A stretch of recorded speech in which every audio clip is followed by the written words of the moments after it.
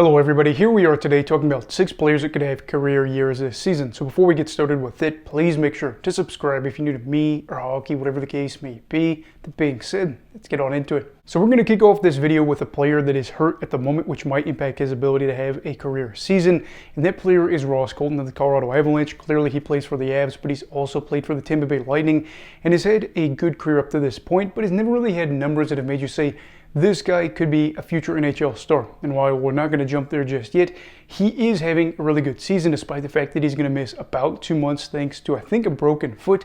Through 10 games, he has 8 goals and 9 points and is certainly looking to pass probably his career high for goals, which was 22 a couple years back. This is going to be big too for Ross, especially because I believe after next season he's a free agent. I don't know if things will carry over to where they're that spectacular this year and next year, but if he is able to come back and be able to score at a high rate and then have another strong season the year after, you'd have to imagine he would be a free agent a lot of teams would say, I'm really interested in him. And then the next player we're talking about here is Nico Hischier of the New Jersey Devils. Nico is kind of interesting because he certainly isn't a superstar in the league, but he's a guy that I think a lot of people are familiar with. And this year, I think more and more people are looking at his numbers and saying, Nico, okay, I see what you're doing. And this is something where I hate to see it because not in that negative way, more just so what we saw the 3 seasons prior to this, he was a player averaging nearly a point per game in that time, 207 points in 222 games played, and was one of those guys I would say probably is a little bit more underrated. And now you're seeing him right now with 10 goals in 14 games played. That is good, and this is going to be a year where I'd imagine he probably would go out there and set a career high, especially for goals, as he has never cracked more than 31 goals in a season. He's only done that on one occasion, and has been at a weird pace where he's scored about 29 goals at that pace for the past 3 years, but just really is in the stage where we could see him maybe score 40 or 50 goals, and New Jersey would welcome that too, considering the fact that they're trying to get there and get to the playoffs.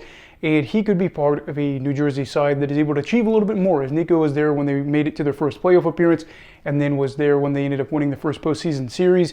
If he has a big year that wasn't really expected and helps his team in New Jersey go on a playoff run, certainly would turn some heads. The next player that we have here certainly is considered a rising star in the NHL, and that is Kirill Kaprizov of the Minnesota Wild.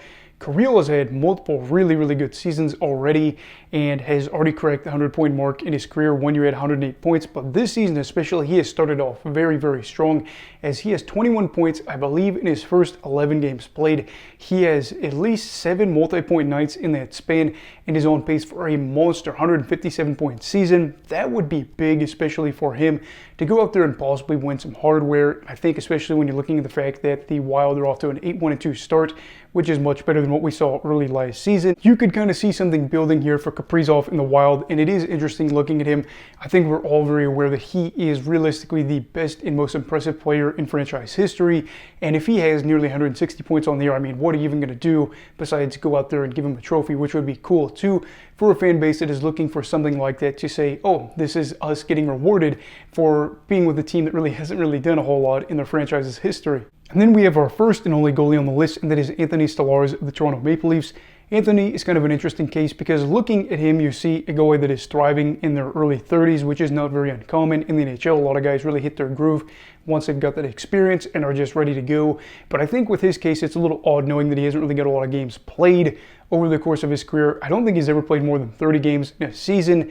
And this is where over the past 2 years, looking back to last season, you realize he's really caught fire. Had a terrific year with the Florida Panthers, helped them out a lot as they were on their way to going out there and winning their Stanley Cup, but is now having another strong year with Toronto. I know it's very early in the season, but I think when it comes to career highs for him, he's going to go out there and probably pass that win total. The career high that he has for wins is last year where he had 16.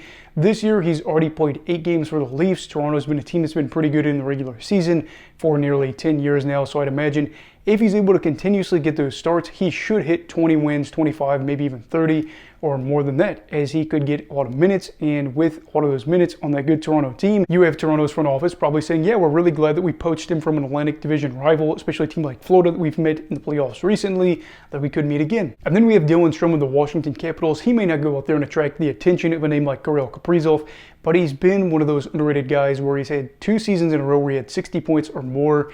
This year looks to be a 3rd straight season, and it's really impressive, and you got to be thankful if you're Dylan Strome that you ended up in Washington when he was on some really unstable ice in Chicago, had a stretch where he wasn't even getting 16 minutes a night, and now he is with the Caps team that has got that long-term extension with him, and he's got to be feeling a sense of security. I don't know if that, with the increased depth of Washington, is really going well here, as you have Strome with 17 points, I believe, in 11 games. This is a player that continues to be one of those pivotal players, I think, especially for Washington, to try to get back to being competitive. Are they going to go out there and win in the playoffs? It remains to be seen, but they're off to a really good start, and it's nice to see Strome and Washington be in a good situation. And a lot of these players for the Caps, especially not even in this offseason, but before this, were some of those outcasts, if you will. So Strome, career year for a team that is bringing in some more of these players that you might not expect to thrive. And now we have our final player, and I bet you're thinking, Hockey Brigade, you're leaving a defenseman off this list, and I say, no, I'm not. And we're talking about Neil Pionk of the Winnipeg Jets. Now, Neil is one of those names that you might not think of as a top point producing defenseman, but this year especially, we are seeing Neil probably go out there and set a career high as he's on this Winnipeg team that has got 11 wins in 12 games. And Pionk, of course, has been able to benefit from this as he has 13 points in 12 games. He is definitely going to pass that point total that he had before this, as 45 points is his career high. And outside of that, he had never cracked 40 points in a season. However, he's in a spot at the current situation where I believe he is 3rd in the NHL among defensemen for points. Will he go out there and finish as the top point producer for his team as a blue liner? Probably not, as Josh Morrissey's on his team, and I'd imagine he'd kind of take the cake there. But for a player like him to have a really good year like this, it's one of those deals where you go back and you look at it as a fan and you see, 30 points here, 35 points there, 29 points here. Oh, Neil Pionk went off for 75 points. That's kind of interesting. So I'm really hoping things can kind of continue to be magical there with the Jets and for him, as their storyline to follow for this group has been really exciting for the year. So anyway, those are just a couple of players that are having career seasons or are set to possibly do that or have a career high in certain categories that I wanted to talk about. What are a couple that you are seeing that might not be getting some of that recognition? Let me know down below in the comments. Also, please make sure to like this video if you enjoyed it. Subscribe if you're new. Everybody stay safe. Have a great night. And you go hockey, all right. Goodbye, Brigadiers and Brigadettes. This is your captain signing off. Have a great night.